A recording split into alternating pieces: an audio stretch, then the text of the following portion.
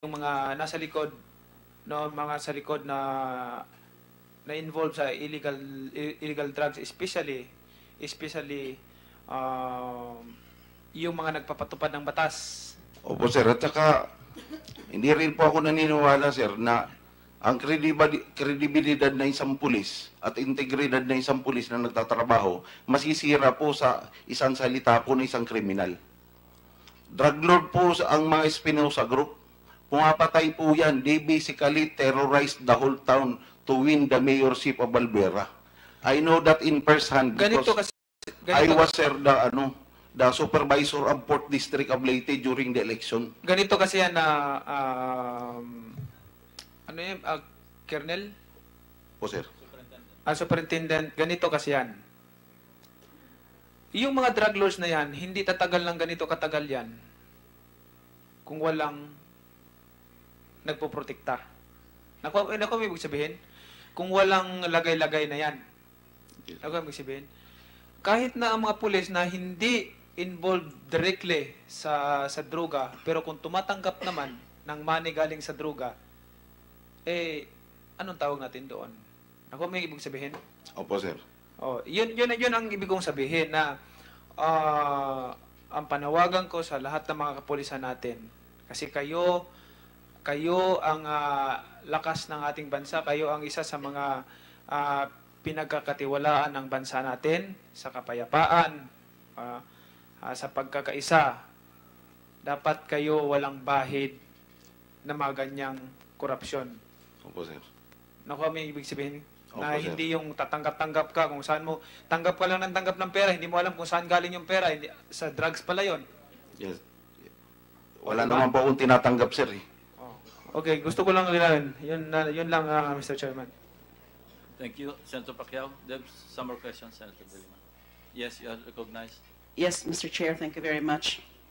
Mula ho nang na-take into custody si Mayor Espinosa, ano ho ba ang trato sa kanya ng gobyerno? Is it or was it as a suspect or as a witness?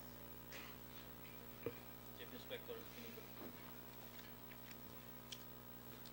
As a witness, ma'am. As a witness. Yes, ma'am. So hindi niyo ho siya kinasuhan? Before siya before siya Hindi ko ba request for kinasuhan protective siya? custody, kinasuhan siya, ma'am. So kung kinasuhan siya, akusado rin siya. Regular filing, ma'am. Kaya nga. So akusado rin siya. Yes, ma'am. Respondent, akusado, Yes. suspect. He is a respondent for 6 to 7 We are File talking cases, about talking about Mayor Espinosa himself, Yes, ma'am. yung namatay. Yes, ma'am. Kasi kung susundin ho natin yung mga flow of events, no? Di ho ba nag-surrender siya August 2, one day after in-announce ng Pangulo yung listahan. Di ba? Yung mga pangalan of more than 150 officials allegedly linked to illegal drugs. Kasama po doon yung mag-amang Espinosa. At meron pa ngang shoot-to-kill order. Within 24 hours, pinapasurrender. May shoot-to-kill order ng ating Pangulo. Nakita ho natin yon sa telebisyon. The next day, nag-surrender si Mayor Espinosa. August 2. And kinausap niya si PNP Director General De La Rosa. At nagtumira pa nga sa White House hanggang August 6. Yes, ma'am. Correct? Yes, ma'am. So kailan ho bumalik sa Leyte, sa Albuera, si Mayor Espinosa? As I remember, ma'am, nagpunta lang siya sa nalaman ko na, nagdiretso na sa opisina para maghingi ng protective custody, ma'am, noong 24 ng August. As of that time, ano yung pinaka-status niya? Suspect. Siya ang respondent ng mga kaso na final natin, ma'am, sa kanya. Kaya nga po, nung bumalik siya sa Albuera, dahil nga nag-surrender siya supposedly, nag-surrender siya, na umalis nga siya sa White House ng August 6. So after that, kinasuhan siya. Before, ma'am, nag-file na tayo ng kaso sa kanya. Actually, ma'am, hindi masabi natin nag-surrender kasi wala man siyang warrant of arrest. Ang sa kanya lang, maghingi siya ng protective custody sa atin para maproteksyonan siya, ma'am. Kinasuhan siya after na po nag-surrender, di ho ba? Grade kayo. Yes, sir. Kaya lang wala sila doon, kaya direct filing ang ginawa ninyo, hindi inquest. Pero may mga na-inquest kayo ng mga tauhan nila, hindi ba? Yes, sir. Kaya lang nagkataon, wala si Kerwin, wala si Mayor, hindi naman proper for inquest. Tama ba 'yon? Yes, So sir. naghintay kayo na lumabas yung warrant of arrest. Matapos yung preliminary investigation, mapile yung information, na-issue ng warrant, doon yun na tinik ang custody dahil may Yes, sir. warrant na. Yes, sir. And then the court issued an order for him to be detained do sa provincial jail ng Leyte, sa provincial jail. Yes, sir. Kaya siya nandoon. Pero maski nandoon siya, sir, may take initiative din ang provincial director namin, sir Semborio, na bigyan siya ng security. Yung 4 nga, sir, na nandoon. Kasi alam na namin na Yung mangyari mga po. PPSC. Yung PPSC, sir. Yes, sir. Personnel. Augmentation do sa Yes, baybay. sir. Yes, sir. Yeah. Please proceed. Thank you. Nung nag-surrender siya, hindi ho ba inamin niya o sinumbong niya yung kanyang anak na allegedly top drug trafficker in Eastern Visayas Yes, ma'am. According sa sinalaysay niya sa affidavit niya, ma'am. sa pagsalaysay niya? Yes, ma'am. So, nung nag-grade, yung sinasabi kanina ni Senator Ping, nung nag-grade, nung una, ay wala sila, Mayor Espinosa. Yes, Pero ma'am. subsequently, charged. Yung sa, yes po, nandun, church. Kasi ho dito sa sequence of events, nakita ko po na there were several raids conducted dun sa bahay nila. Nung first raid, July 28. Nung second raid, August 3. Third raid, August 10. Alin ho ba, anong raid ho ba, o yung resulta ng raid, which resulted in the filing of a case against Mayor Espinosa? Sorry, ma'am. Yung 28, ma'am, is just only a buy-bust operation, ma'am, outside sa bahay ni Kerwin Espinosa. Na may na-recover na 1.9 million worth of suspected shabu. Sa posisyon ng mga So, alay lima. bypass yun, hindi po yung bypass. raid. Yes, ma'am. So, yung unang raid, nung August 3, na merong 6 gunmen, Hindi yung raid, ma'am. Kasi, that is, kuan, ma'am, hindi na encountered. naman raid, hindi na naman po Encountered yun, raid ma'am. yun. Encountered yun, ma'am, sa may mga baril na kalaban namin in that area. So, yung raid lang, ma'am, search warrant, doon na sa August 8, na, August 10. yes, ma'am, yung So, yun na yung 11 pinaka-raid. kilos. Oh. August 10, na kung saan ay nakakuha kayo ng 11 kilograms of shabu worth 88 million. Yes, ma'am. And then, kailan naman po nag-execute ng affidavit? Si Mayor. Yung judicial affidavit niya, ma'am, is August 24. August 24. Yes, August 24. And the filing of charges was when again? Yung pag ano, ma'am, before ng mag-execute siya ng affidavit, ma'am, kasi ang nakafile ng una, ma'am, sa August 2, na result ng encounter namin ang grupo ng CIDG for illegal possession of firearms and explosives. So, in-execute niya yung affidavit niya in your presence? August 24? Sa presensya ko, ma'am, at saka sa investigator, ma'am. Na sinasabi tungkol nga doon sa Yellow Blue Book and the Blue Book. Excuse, ma'am, sa pink book lang nadala niya, Pink, ma'am. I'm sorry, pink Pink. Blue Book. Yes, ma'am. Nung 24, nung August 24. Yes, ma'am. So, August, kailan naman sinabi yung tungkol sa alleged Blue Book?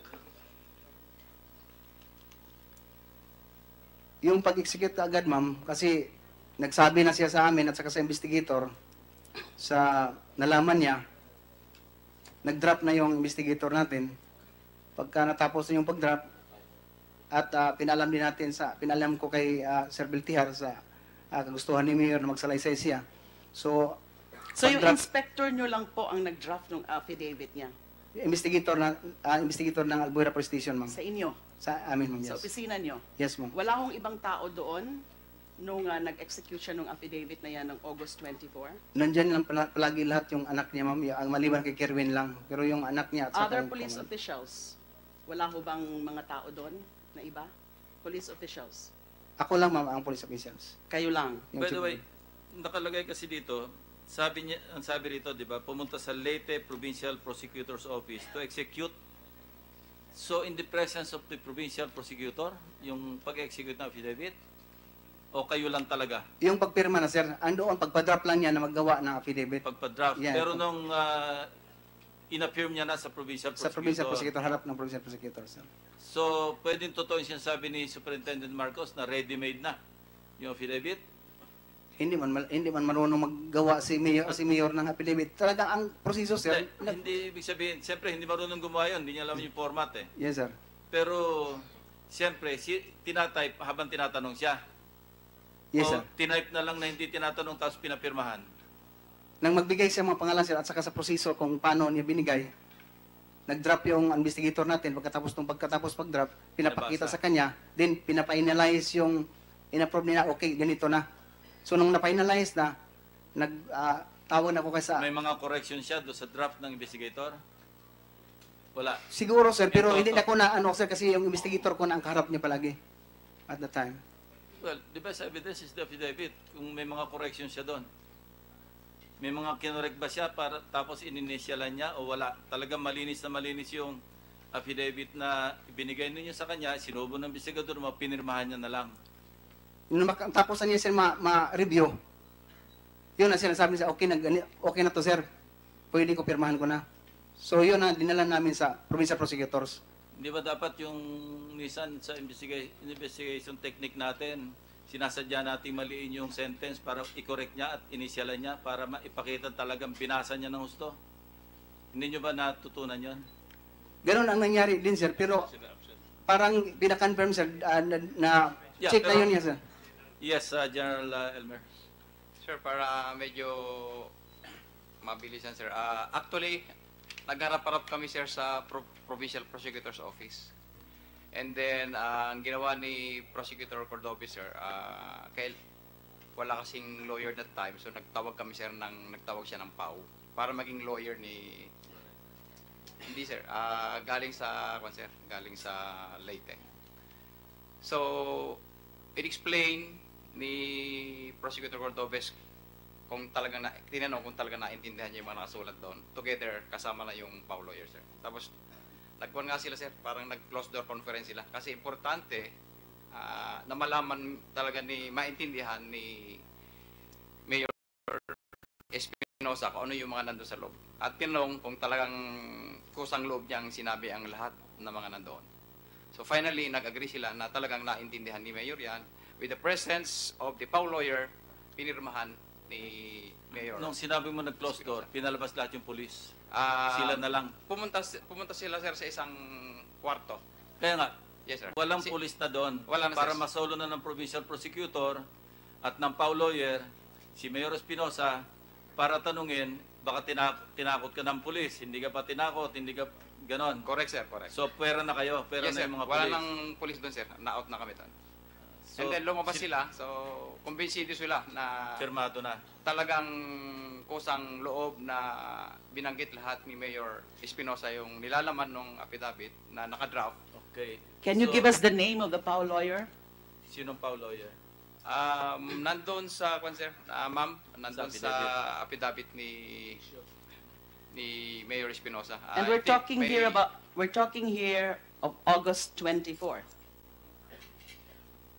August 24 ito? I just do not know the date, sir, ma'am, but nandun sa affidavit ni Mayor Espinosa. Isa lang ang naging affidavit ni Mayor Yes, ma'am. Espinosa. Yes, yes. Di ba? Yung ginawa niyo po, nung tinanong ng inyong investigator, tapos dinala sa prosecutor's office, August 24 din po yun.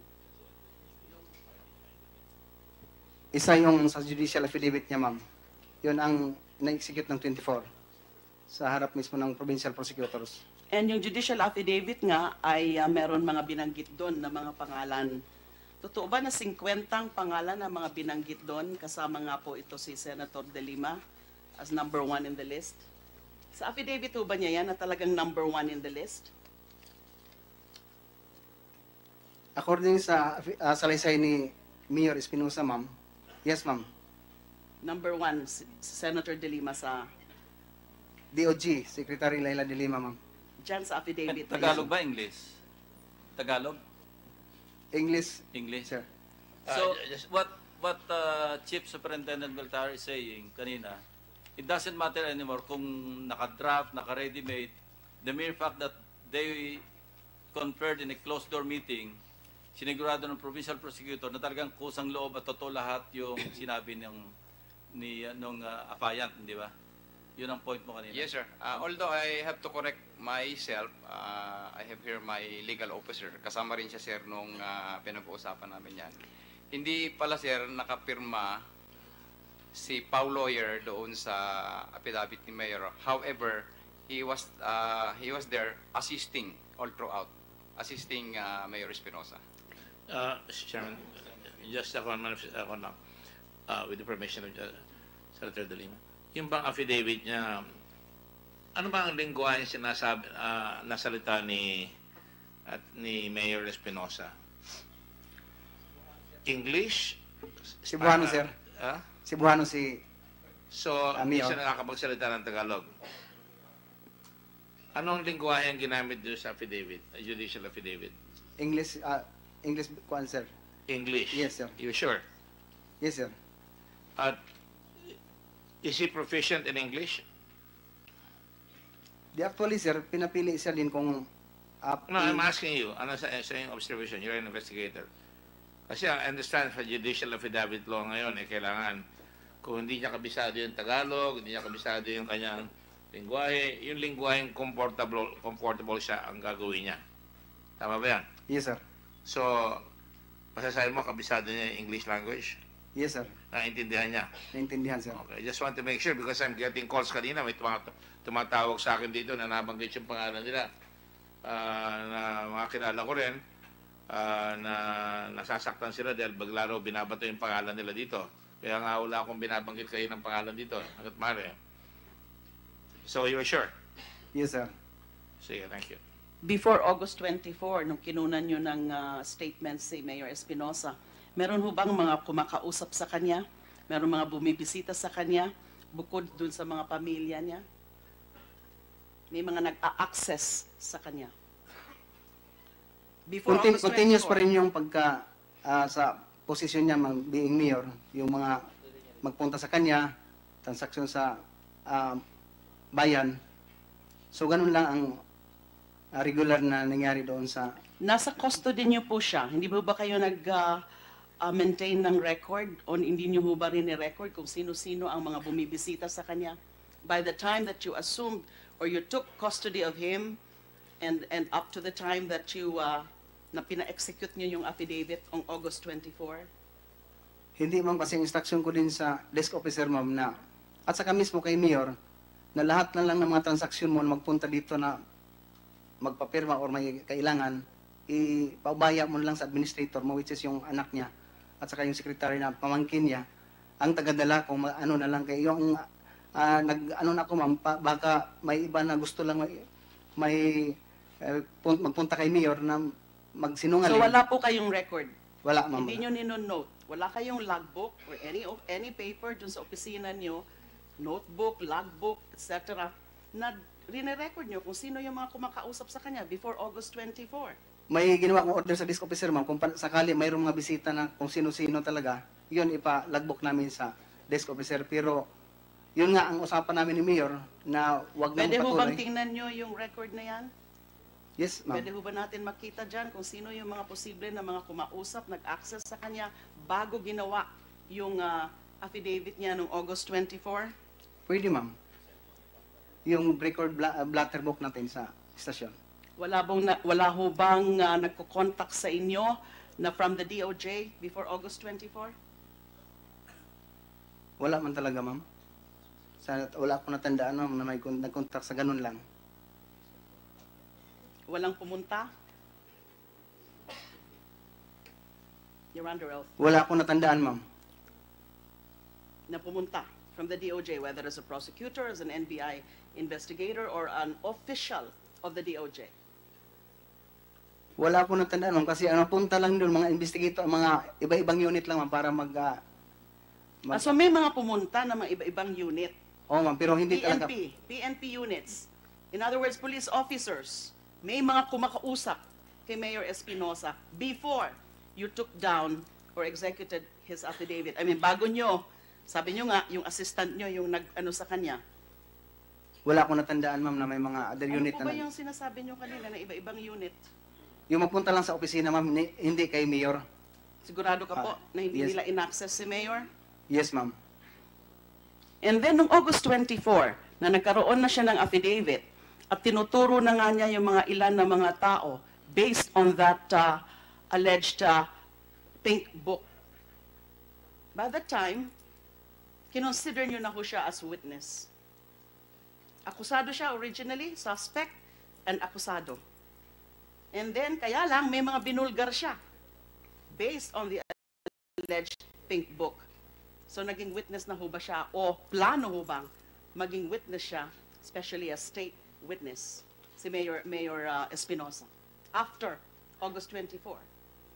Hindi naman, ma'am. Ang sa atin naman, yung pangyayari na yon, i-consider natin lahat, pati yung pamilya niya, nagkausap kami na ganun katotoo, validation sa anak niya, nagsama sila. Can you please answer that? Wala hong nag-consider, since sabi nyo nga ho, ay presenta naman siya sa prosecutor. And then I suppose after that, you also coordinated with the Office of the Prosecutor. And since nakakuha kayo ng affidavit niya na meron siya mga pinapangalanan, 50, number 1 pa si Senator De Lima, wala hong nag-consider o kumausap sa kanya o nag-process sa kanya para maging state witness? On our part, wala po. Wala po. However, may mga nagtatanong-tanong like the media. Wala hong nakaisip nun? Kasi kung kinonsider siya seriously as a star witness, state witness, the next step is that idudulog siya sa Witness Protection Program ng DOJ. And I suppose the DOJ would have done something para ma-transfer yung custody ni Mayor to a safer place, particularly, for example, a WPP safe house. Yes, ma'am. Wala talaga. That's why niwala ang application for him dun sa WPP. Dahil hindi siya kinonsider as state witness. Yes, ma'am. So walang value tuloy yung binulgar niya na mga pangalan. Hindi ba that is a very vital piece of information na merong listahan of 50 names and then you never considered him to be a state witness? So ano plano niyo sa kanya? Kasuhan lang. Yes, but we're also contemplating and thinking if he will be qualified to become a state witness. However, You were contemplating. yes, ma'am, but So we're just studying it, but we did not pursue it. So from August 24, when he executed the affidavit, until the time that he was killed in November 5, no one seriously pursued that matter, the possible conversion of Espinosa as a state witness. Yes, ma'am. Instead, kinasuhan nyo na lang.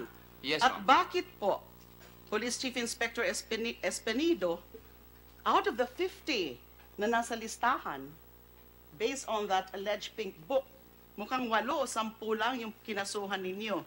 Kasama po ako before the Ombudsman Region 8 office. Again, sino nga ho yung mga kinasuhan nyo based on your records before the Ombudsman Region 8? Yung 10, ma'am, yung 8 na sa ombudsman, tingnan kasi natin, ma'am, yung nagsasabi sa Salaysay na street, direct na siya ang nagbigay. Sa inyo, ma'am, ang nag-corroborate lang si Mayor Espinosa, pero dito kay Roland Kevin, siya ang nagsasabi talaga na siya ang nagbigay. Kaharap mo si Kerwin doon sa kainan. So yun, tinignan na natin, ma'am, na may direct na masabi namin na pwede na i-file namin sa ombudsman. Maliban lang yun sa corroboration na binigay ni Mayor Espinosa at saka sa pink book. Dahil kamo may corroboration. Yes, Na ma'am. nakipag-meet si Senator De Lima at nakikain o may Yeah. ka-lunch. Lunch ba yon? Dinner? Ano bang sabi? Dito sa Salaysay niya, ma'am, is lunch. So, kinonfirm ni Mayor Espinosa, nakilala niya ako? Yes, ma'am. Kilala si Senator De Lima? Yes, ma'am. Kinonfirm ni Mayor Espinosa na nakipagkita niya sa akin? Nakipagkita na siya kay Senator De Lima? Ang sa kanya confirm niya, ma'am, yung nakasama niya si Kirwin, nakita sa inyo, na kayo nag-usap ni Kirwin, sinabihan na lang siya na ikaw yon, pagkatapos kinausap niya nung una. At saka pangalawa yung sa kainan na ma'am sa dampa. So, 2 beses daw nagkita si Senator De Lima tsaka si Kerwin Espinosa? According sa salaysay ni Mayor Espinosa, ma'am. Yung At sa Burnham tsaka yung dampa. Yes, ma'am. Ang gagaling ng mga nag-iimbento ng mga istorya na yan, ha? Rini-research talaga nila na si Senator De Lima, pag pumunta sa Baguio, lalo na nung campaign period, 2 beses pumunta sa Burnham. Tapos itong dampa na ito, mga a few times ay kumakain talaga doon si Senator De Lima. So ang gagaling mag-research. Tapos ang gagaling din magdagdag at mag-imbento ng istorya. Of course, that would be part of my defense. Okay. Sino naman si Yap? Sino pong pwedeng sumagot? Bakit si Yap ay pinatay din? Superintendent Marcos, kindly respond. May connection ho ba si Yap kay Mayor Magandang tanongin yun. Espinosa? Sino ba talaga si Raul Yap sa inyo? Actually, yung information hindi po first hand kasi ang nakaalam po si Major Laraga na si Raul Yap is from Albuera, Leyte. And he was originally involved in the drug trade in Albuera. Sagot. Tama po yun, Your Honor. Nalaman po namin na si Raul Yap po was arrested because of selling illegal drugs. Lumaban din siya. Dalawa sila lumaban, magkabilang selda, ibang selda. Yun po ang nangyari, Your Honor. Di ba binaril muna si Mayor, tapos nagpunta kayo sa kabila, pinalabas yung isa-isa yung mga tao, tapos lumakita si Raul Yap, may iwan ka, tapos binaril siya. Lumaban ba rin siya? Hindi po ganun yung nangyari, Your Honor. Yung narinig ko kanya, ano ang sa'yo? Bali, una pong nagpaputok po si Mayor. Tapos, ang sabi po nung team leader sa kabila, halos magkasunod daw yung putukan, Your Honor. Ang kanyang offense is also violation of the Comprehensive Dangerous Drugs Law. Doon ho ba sa facility na yan, meron pa ho bang mga ibang mga drug offenders dyan, yung mga nakasuhan ng mga drug-related cases? Yes, Your Honor. And then, bakit pinuntirya din si Yap in applying for the search warrant? Dahil yun na naman yung sinasabi niyong informant. Nakitaan siya ng mga Opo, Your Honor. maraming items na nakuha sa kanya. Opo, Your Honor. Shabu, marijuana leaves, ano pa? Yun po yung paraphernalia po. Soko, ano ho bang itsura ni Yap nung pinatay siya? Lara, I'm sorry. Major Dagatan, ma'am. Randy Dagatan. Sa selda po ni Raul Yap, nakita po namin nakadapa sa may CR ng selda na yun. And ano ho yung gunshot wounds niya? Lara? Puro likod ba? Nakadapa? Likod ba yung Your Honor, entry? if I may enumerate, Go ahead, Your please. Honor, based on my exam. Before I proceed, Your Honor, I would just like to, I've been informed by my boss, Police Superintendent Caguno, that earlier there was a mistake here, and that the netizens are reacting that there is a bias because I am with the CIDG. I would like to clarify that I'm with the Crime Laboratory. I'm a medical legal officer of the PNP Crime Laboratory. To proceed, Your Honor. I noted upon examination. By the way, Senator De Leon, your time is up, but you can extend for another minute or two. You need 2 more minutes. Yes, it depends on his answer, Mr. President. Your Honor, upon examination, I noted 8 gunshot wounds on the body of Raul Yap. I would like to enumerate them one by one. The first one, the point of entry was at the back, the right scapular region or the wing bone at the back. And it had an upward trajectory from the back going towards the front.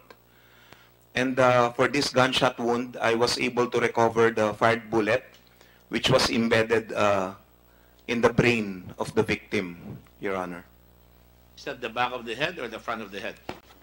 The point of entry was on the back of the body of the victim, but it had an upward trajectory, so much so that I was able to recover the fired bullet on the I head. was asking about that. I was asking, the entry point is in the back of the head. Is that correct? On the back of the body, Your Honor. Okay. But the bullet I recovered Executed on in the head. Does that mean that the man was shot? I'm sorry, Your Honor. That the man was shot in his back? Yes, Your Honor. So hindi siya nakaharap? Yes, Your Honor, for that gunshot All wound. those 8 wounds where he was hit in the back. Is that correct? Except for one, Your Honor. I can see that one. I'm sorry, except for 3, Your Honor. Go ahead. There was one gunshot wound that entered through the chest of the victim. It was a superficial gunshot wound. It also exited. It was a non-fatal wound. And there were 2 gunshot wounds on the right forearm and on the right hand of the victim. Would you say that that was a defensive wound? Yes, that is possible, sir. Okay. For the one of the gunshot wounds entered on the part of the forearm near the hand, and it also exited. It entered on this part So of the from forearm. downward trajectory, downward going up. For the forearm, for the hands, Your Honor, we cannot commit as to whether it is downward or upwards because the arms are very mobile, Your Honor. But the forearm, But the same for the forearm, Your Honor. The entry was on this part of the forearm, and the exit was on this part of the forearm. So it's possible nakaganyan. That is Nakahiga, possible, Your Honor. Nakahiga, o nakataas ang kamay, nakatayo. Well, yes, that is possible, Your Honor. And the other one, the entry was here on this part of the hand, and it exited on this part of the hand, Your Honor. Go ahead. Walo lahat. Walang out of those wounds, are there indications na close range? Your Honor, I did not find any indication that any of those gunshot wounds were fired at close or intermediate range, Your Honor. Sino ho ba yung pumasok sa selda niya?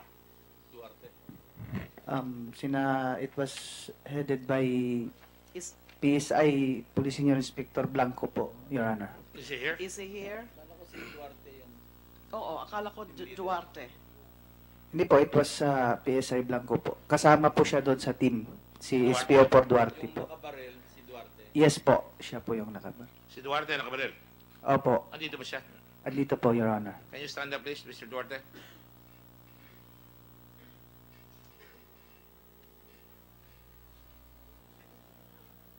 Chief Inspector Lara, wala bang through and through na wala nag-exit? Wala kayong na-recover na slug outside the body?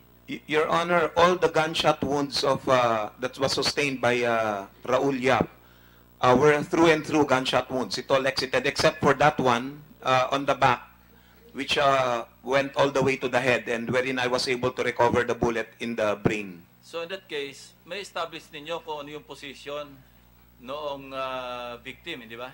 Noong napatay. Kasi nag-exit yung bala, alam kung saan nyo nakuha yung bala, more or less, may idea kayo kung anong direksyon ng pagputok.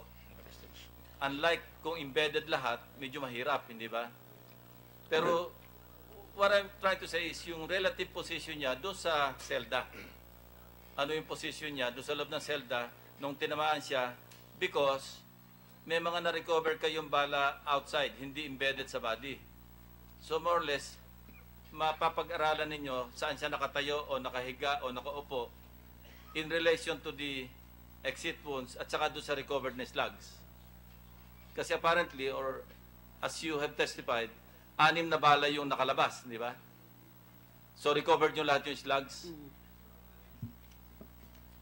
Recovered po namin lahat po, sir, ng mga pieces of evidence sa cell number 7 na relative dun sa shooting incident. In-analyze nyo ba kung saan nyo napulot in relation to the body of the Documented po yun, sir.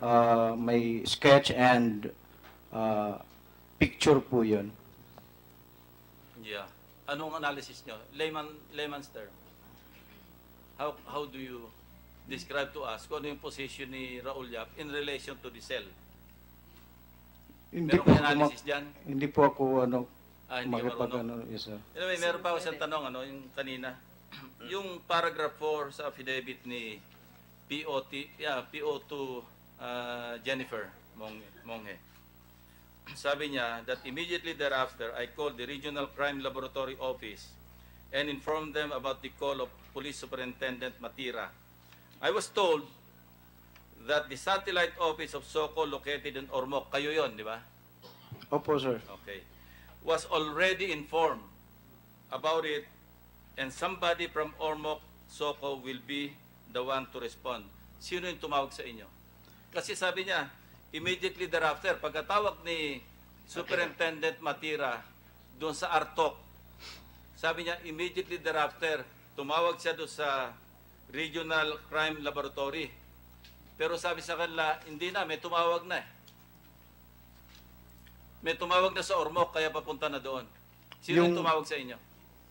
Yung tawag po is na-receive ko po from Police Chief Inspector Cruto, which is kasamahan po namin sa Crime Lab, Southern Leyte. Yung tawag na raw po yun is coming from Superintendent Matira. So, ang tawag ni Superintendent Matira, simultaneous. kay Tumawag Cruto, siya doon sa Artok, tumawag na rin siya doon sa SOCO. Kasi kung kay Superintendent Matira rin galing yung tawag, dalawa tinawagan niya. kay Major Cruto po, ko po na-receive, sir, yung ano. Yeah, Yung, si Major Proto, Chief Inspector Proto, saan siya naka-station? sa Southern Leyte Crime Lab po, sir. So, Okay, inirelay sa- lang siya sa Sa akin. mother unit, doon sa ano nyo? Sa regional office No, niyo? no, sir. Southern Leyte Southern Crime Lab Leyte. po. Oh. Bakit pati Southern Leyte tinawagan pa ni Superintendent Matira? Apparently, kasi siya yung si Croto, tinawagan ka, sabi niya, ang tawag nang galing kay Superintendent Matira. Yes, sir. Yes, sir. So, sinisigurado ni Superintendent Matira na may SOCO talagang darating. Hindi pa siya nagkasya sa pagtawag sa Artok, which is the mother unit ng Police Regional Office eh. Tumawag pa rin siya sa Southern Leyte. Masin ba yung headquarters doon? Yes, sir. So si Chief Inspector Proto, tinawagan ka.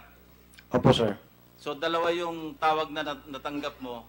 One coming from yung crime lab sa 8. Hindi na po ako naka-receive ng tawag Kay from Cruto Crime. lang. Kay Cruto lang po, sir. Kay Major Cruto lang po, Yeah. sir. And the other call was made to Artok. Superintendent Matira, tanong mo sa lawyer mo kung sasagot mo. Your Honor, totoo po yun. Nung tumawag po ako ng Artok, ang tagal ko pong makakontak, ring lang ng ring. Kaya I decided, sir, na tawagan, sir, si Major Croto. Nakisuyo po ako na pakirelay. So nauna pa bang nakausap si Major Proto kaysa sa Artok? Sabi mo, hindi mo makontak, tinawagan mo si Croto. Opo, sir. So mas maaga ka pang nakatawag kay Well, Croto. hindi muna po. Nakatawag po ako, sir, pero hindi naman, sir, nasagot, sir. Bumalik naman po ako papunta. Dial naman po ako Ang ng sabi Artok. mo, tumatawag ka sa Artok, ang hirap at tagal sumagot. Kaya tinawagan mo si Croto. Nauna mo pang nakontak si Croto kaysa sa Artok. So mas maaga pa, hindi pa patay, mas lalo pa napaaga yung tawag mo. Hindi po yung ganun, sir. Ay, sabi mo eh. Ang sabi mo, tumatawag ka sa Artok, hindi ka makakontak. Kaya tinawag mo si Croto. So nauna mo pang nakausap si Croto kaysa sa Artok. Sige, tanong mo yung lawyer mo. Bali, sir, nung tinatawagan ko po, sir, yung Artok, matagal, ring lang Yun ng nga, ring, sir. kaya nga. Kaya tinawagan mo si I decided, Croto. sir, tawagan ko, sir, si Major Croto. So nauna mong Tapos nakausap si hindi muna, Croto. sir, hindi muna, sir, hindi muna sumagot, tapos balik na naman ako sa tawag ng Artok. Pero nakausap ko yun, sir, dalawa sila, sir. Yung oras lang naman, sir, ang Kaya kung 3:49 mo na kausap si Jennifer, it should be earlier than 3:49 mo na contact si Croto. Si Jennifer po, sir, nung pagkausap namin, sir, sabi ko sa kanya, makisuyo ako sa Soko, kailangan namin, pag nakontak mo, feedbackan mo ako. Nag-text back po sa akin, sir, 3:59 po yun, sir. Sige, Senator Gordon. Tinawagan mo si Croto. Opo, Your Honor. Definitely, mas maaga yun sa 3:59. Oo. Hindi po ako sure, Your Honor. Hindi po kasi po, Okay, inalaman ko okay, lang po, okay, Your relax, Honor. relax, relax. Tinawagan mo siyang una, tama? Sa Artok Yes po, or no? No, sir. O, sino unang tinawagan mo? Artok po, sir. O, hindi siya nakasagot. Yes, sir. Ring lang na ring. Yes, opo, sir. Nagabawag ka uli kay Croto. Opo, sir. Natawagan, nakausap mo na. Aabot tayo kahit na balik-balik tayo mo yan. Opo, sir. Basta Sir, nakausap ko po, sir. Hindi mo natawagan, nag-ring lang na ring, bumalik ka doon sa Southern Leyte. Tinawagan mo si Croto. Sumagot na si Croto, tama? Opo, sir. Oo. Kaya, tinawagan mo pa uli si Jennifer. Artok. Opo, sir. Sa dalawa. Opo, sir. Nauna si Croto, sumunod si Jennifer. Parang ganun, sir. Kaya ang sagot ni Jennifer, doon sa may parating na. Parating na Ormoc, tama? Na-contact na po, sir, pero yung Ormoc yung mas malapit, sir. Hindi ko tinatanong malapit. Ang layo nung tinawagan mo, Southern Leyte. Galing ako doon nung nagiba yung bungo yung bundok eh. Tinawagan mo yung mas malayo kaysa doon sa mas malapit. Sumagot sa iyo, tapos tinawagan mo ulit si Kwan, ang sagot sa iyo, sinagot ka niya, parating na Ormoc. Tama? Yes, sir. Ayun. Okay, yun lang. Yun lang. Just a few questions lang. Kay Inspector Lara ba? Inspector, okay, kay Inspector Randy, kay Chief Inspector Randy. Either one of you. Yung ba pumutok yung mga baril, nakakuha kayo ng mga slugs, di ba? Saan nakuha? Sa hapag o sa wall? May nakuha kayo sa wall? Sa selda po sir ni Mayor Espinosa sir, meron po kaming yung mga most of na nakikolekta namin ng mga bala is malapit lang sa ano niya, sa body niya. Tapos meron ako Hindi. Tinatanong ko, siyempre nag-exit yun. Pag-exit ng bala, may kalalagayan yun. Saan bumaksak yung sa bala? wall sir. Wall. Yes, sir. Saan kataas yung wall? 1 meter sir, in fact meron akong kinulik. Hanggang baywang. Just answer my question. Hanggang baywang. 1 meter eh. Yes sir. Ganyan, di ba? Yes sir. Hanggang baywang. Yes sir. Ilan nakuha mong bala doon? Wala akong nakuhang bala doon sa mismo sa butas sir kasi simento po siya. Pero may nakolekta akong buhok. Buhok? Teka, ganito na lang. May dent ba doon sa wall? Dent. May Butas po sir, butas. Oh, yun nga. Yun. Dent nga. Oh. So, ibig sabihin, nakatayo si Mayor Espinosa nung nabarel. Kasi sa wall ang tama, hindi naman sa floor eh. Kasi kung ang dent sa floor, nakahiga siya. Di ba? 1 meter lang po kasi sir, So, siguro it hindi doesn't matter. nakatayo. Kung wall, nakatayo. Kasi binarel, sa wall tumagos. Kung nakahiga, ang dent niyan sa floor. Ano mo? picture mo ba Yes, yung sir. sinasabi ko? Ang dent, you did not get the bullet from the dent. Sa baba po, sir, sa floor. Yeah. You did not, wala kayo nakuha doon. Nag-speculate ka lang, in truth, na natamaan yung wall, may nabakbak na mga pieces of concrete, correct? Yes, sir. So, hindi ka sigurado na doon tumama yung bala. Bullet hole po, sir, kasi may butas. Kung hole na iwan yung slug. Hindi po naiwan ni slag na bumagsak po, sir. Nakulikta rin po Paano namin po kalalim yan. yung hole? Mga ilang centimeter lang po yun. Points centimeter. Basta hindi Na nakabaon, sir, yung slag. Kaya nga, nasabi ko lang. Pero may buhok po ron, sir. Buhok? Yes, sir. Which is siguro galing dun sa kay Mayor Espinosa. Kay may tama buhok. siya rito. Sa ulo. The police po, sir. So, kinulikta po rin natin yung buhok na yon for DNA matching. Okay. Doon kay Okay, Mayor good, Espinosa. good. Kung tinamaan siya sa ulo, sa duwaplis at may buhok, that means nakahiga siya, tumayo siya. Hindi yung buong... How tall is Mayor Espinosa? 5'6"? 1.58 meters. Ano yan? 5'2"? ISR Blue? Mga 5.2. 5.2. So how tall is 1 meter? Hindi naman siguro 5.2 meter.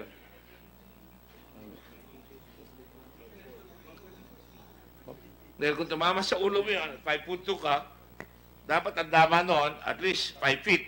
Magre-recosay pa yan. Di ba? I'm just asking a question. I just want to know kung anong... 1 meter. We use metric, sir. Metric. I know. It's metric. Meter nga eh. Yes, sir. So, okay, never mind. Sa ibang lugar, may nakuha kayong bala. Yes, sir. Saan? Doon po sa CR, sir, may bullet hole din. Tapos doon sa may... Saan ang bullet hole? Sa wall? Sa wall, sir, ng CR. Sa dalawa na yan. Dalawa, sir. Kay Yap na yan. Hindi, kay ano pa rin, kay Mayor Espinosa pa rin po tayo, sir. Espinosa. Gano'ng kataas yung tama nun sa wall? Akin na nga, hindi natin ng mga bullet holes. 1.45 meters po, sir. Tawan, ha? Tapos meron pa akong nakuliktang bullet slug. Yung fired bullet slug doon sa bed ni Mayor Espinosa sa ibabaw. Sa ibabaw lang ng bed? Yes, sir. Elevated ba yung bed niya? Yes, sir. Elevated. Gano'ng kataas? 1 foot? Mga more or less 1 foot. Sa mababa lang? Pang double deck, sir, yung nasa ibaba siya na Kaya nga, nasa baba siya. Yes, sir.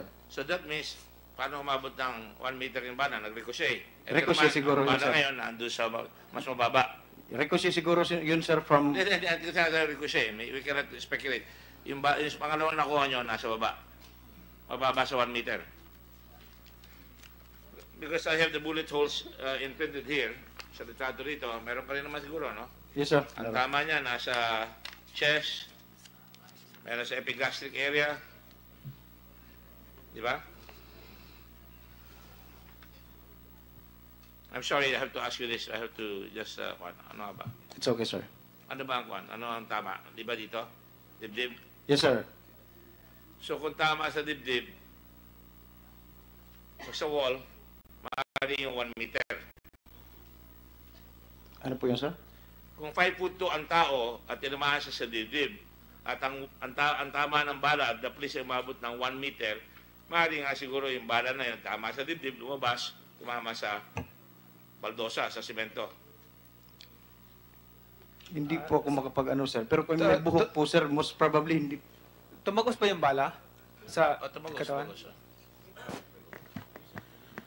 Your Honor, for Mayor Espinosa, there were 4 gunshot wounds. Alam ko, 4. 3 were recovered.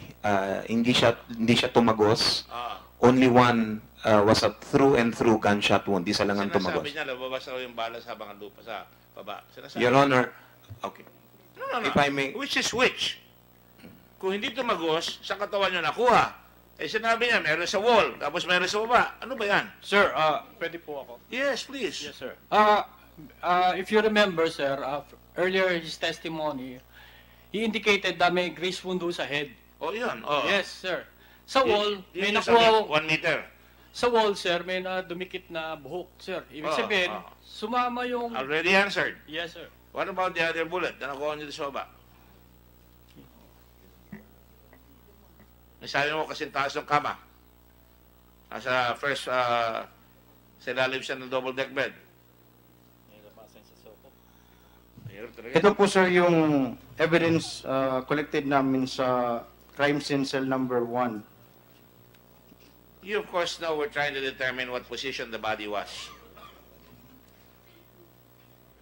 What position was the body of Kwan? Sino ang bumaril? Hindi ba si Kwan ang bumaril? Si Chief Inspector Laraga. Nung binaril ba siya, nakatayo siya? Nakikipagbaril siya, nakatayo siya? O nakahiga siya? O no? Nakakover siya? Ano? Saan siya ko-cover? Sino po, Your Honor?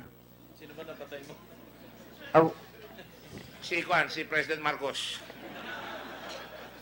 Pucho. Hindi ka nakikinig ka.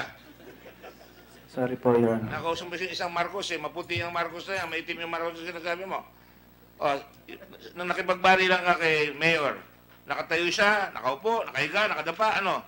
Hindi ko po ano, Your Honor, pagkas ang dilim po nung area po. Napakadilim po. Paano mo, apat ang tama, iba lahat yung bala na yan. Hindi po, Your Honor. Yung pagpasok ko po, nag-spot lang po ako ng tactical flashlight. Teka muna. Doon lang po ako sa may... Tayo pare-pareho ha. Okay. Sabi mo, hindi mo makita yung posisyon ni Mayor kasi madilim. Paano mo siya tinawaan? Your Honor, hindi... Sumunod lang po ako doon nung pumutok po yung barrel po, Your Honor, may umilaw po. Ah, Doon lang po, sinundan ko lang po yung ilaw po. yung ilaw ng baril niya. Opo, yung tapos